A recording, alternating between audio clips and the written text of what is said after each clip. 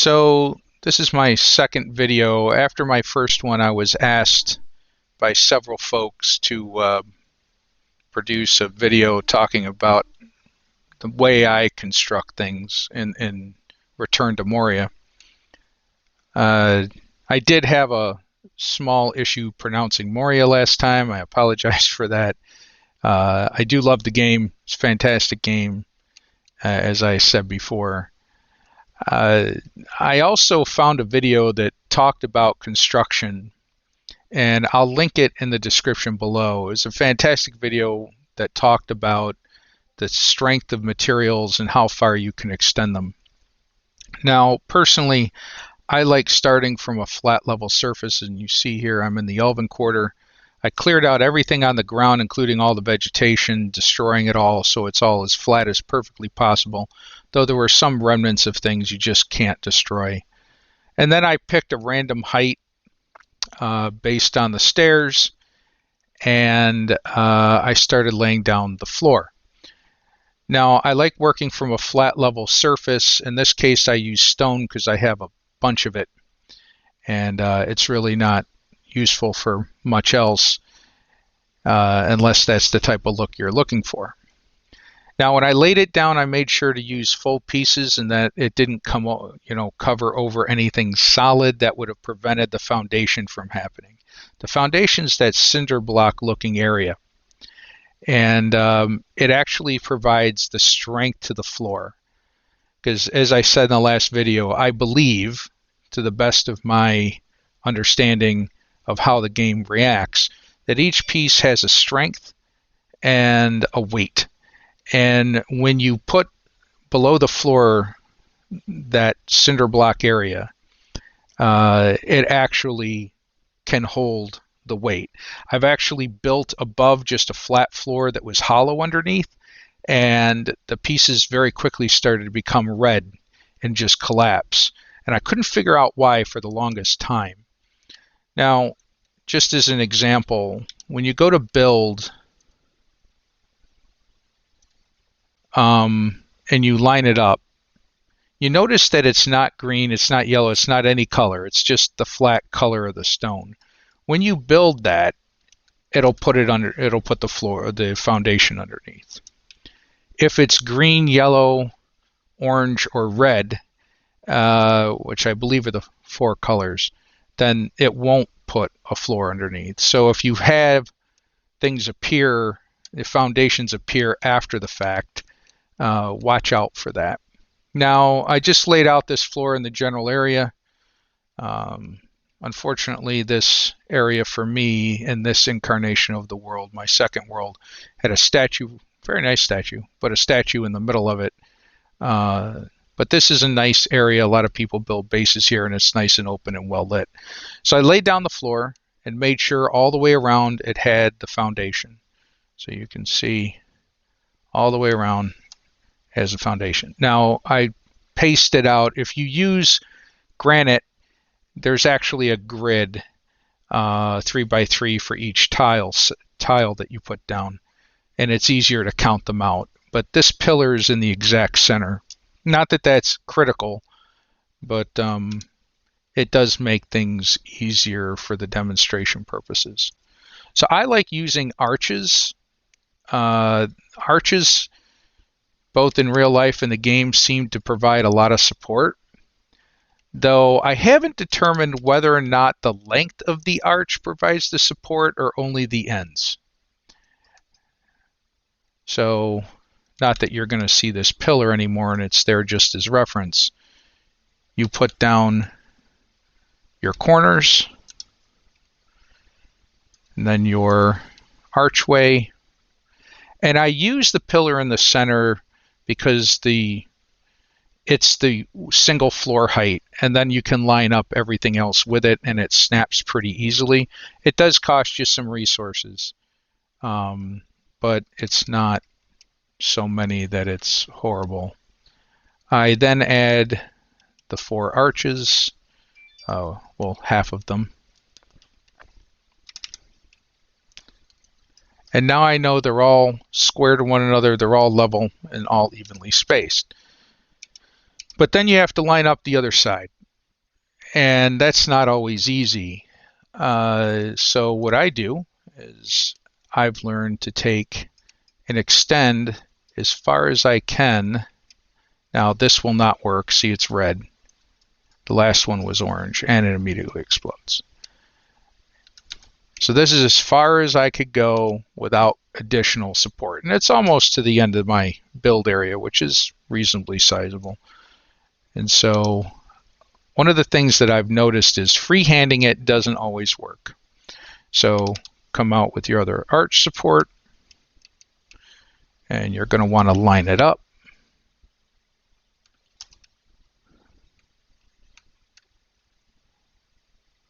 And now it's touching the very end, so you know that it's in alignment, and you just paste them out until you get it into the spot you want. It'll snap.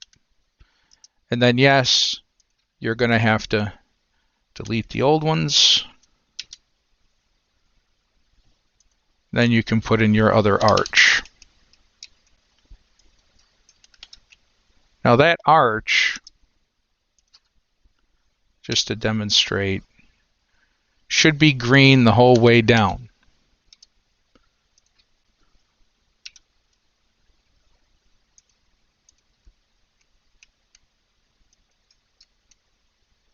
There you go, 2 green spots. So we're going to repeat that a couple of times. But the trick for alignment, it's not really a trick.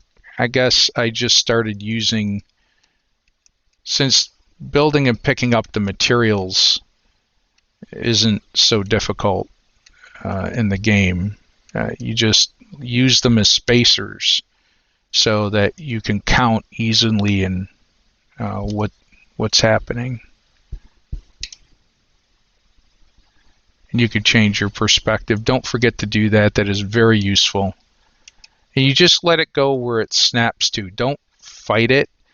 Sometimes you can wiggle the piece a little bit to get it to go from orange or yellow to green.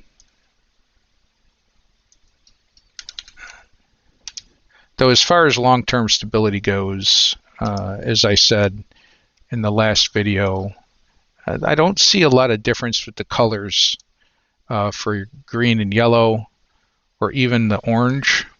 So just to show you, oh, that was a mistake. Here we go.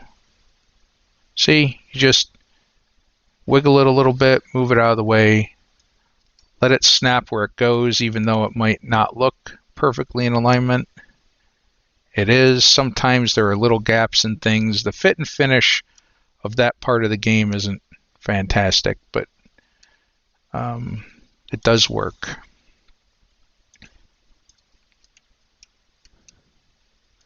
It sometimes gets confused if you're like, oh, that doesn't look right. Let me add a piece here. And it'll be like, there's no space to add a piece, even though on my screen there's definitely a space there. But you saw we spaced it out and used the snapping evenly, so it's not always apparent why it does those things. But it does hold.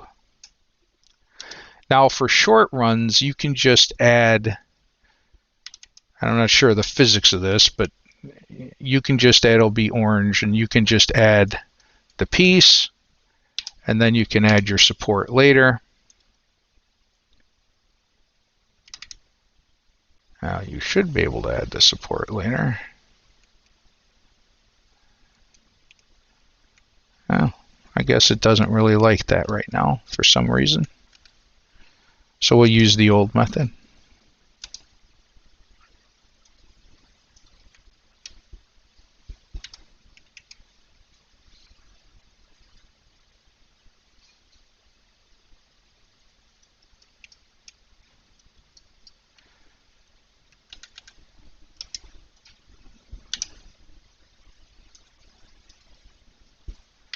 Waiting for the piece to be the right color and wiggling it when you set it is really important. It seems to keep the value of whatever its evaluation is for a little bit. at least until game reloads. So if you, even if it's placed properly and 2 seconds later it places green, if you do it when it's red, or not red, orange, it may come down on you.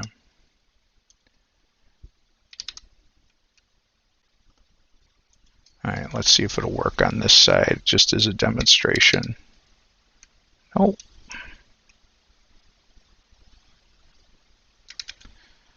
Well, sometimes I guess that works and sometimes it doesn't.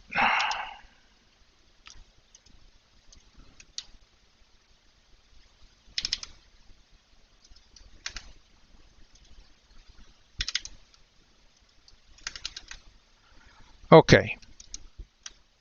I always try to pick up my materials, and that holding down the pickup button is really useful. That's a jar, by the way. It's one of those things. Anyway.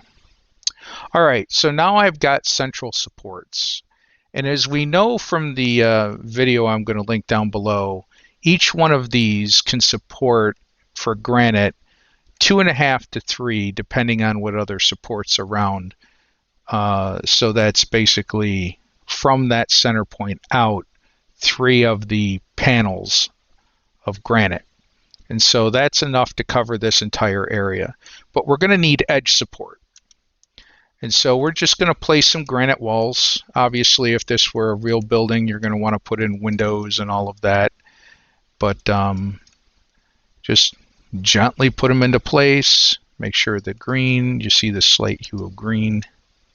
Hopefully you can see it. If you don't put in half, see that one's red and you're going to have to wiggle it a little bit. If you don't put in half blocks or panels, you should be good with using full panels all the way around, but it doesn't matter. You want to make sure to use whatever you need to fill the area, and make sure they're level, particularly in the upper corners, so that they snapped into place. Don't try fighting it. If it starts to fight with you, change your perspective using the G key, or move, or wiggle the block.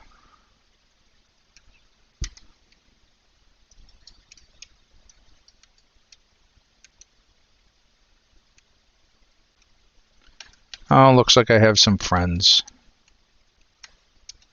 I'll take care of them before they become a problem.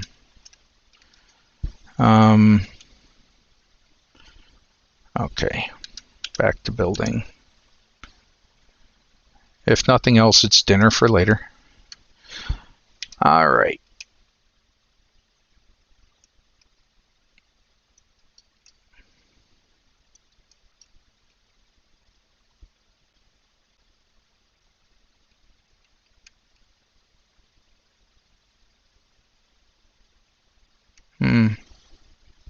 It's colliding with something here. There we go. It does look slightly off. We'll see. Like I said, sometimes there are visible cracks, which I personally find annoying. But they don't really do anything, and trying to fix them seems to cause more issues than it's worth. And I just put in a door just so I can easily get in and out of here. Not that I'm going to leave this structure here for long. Okay. Now you should know, I thought it was obvious, but I should say I put down the largest hearth I could. I need to go back and forth, so I put down a fast travel, and I made a box and put all my materials in it, and plus a little more in inventory, just so I knew I had enough for the video. All right, now we've got to climb up there. Well, this statue will be a convenient place to climb up, I think.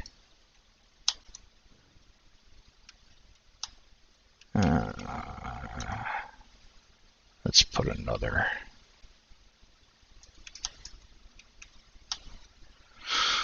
All right, now usually I go around and I will lay down the granite floor starting at the edges.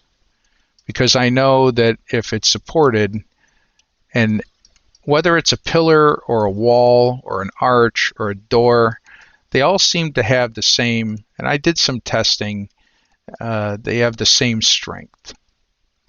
And so the same support. So nice and even, don't fight with it. Wiggle it a little bit, see it wiggle there.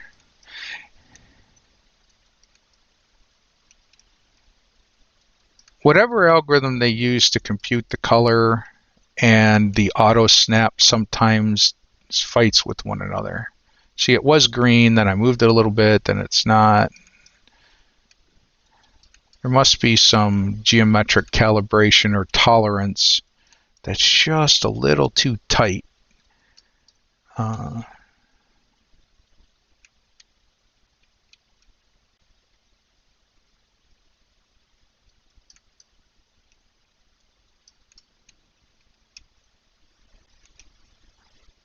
Make sure it snaps even.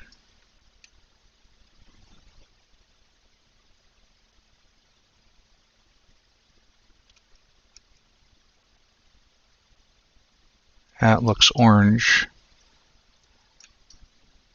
So that's why I was like, I know the central pillar supports. See, it's green. But as you get to the side, it can get orange for some, or orangish yellow for some reason. It doesn't really make sense.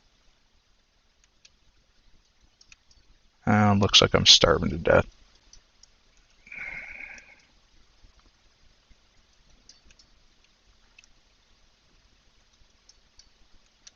So I am going to accept some orange. That looks like orange, though nighttime's falling. Oh, that one must have been red.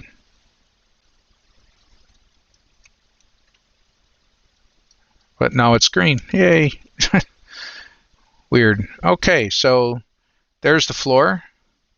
Again, there's visible cracks and crevices, even though you saw that I placed most of them at green or orange. There are a few oranges in between.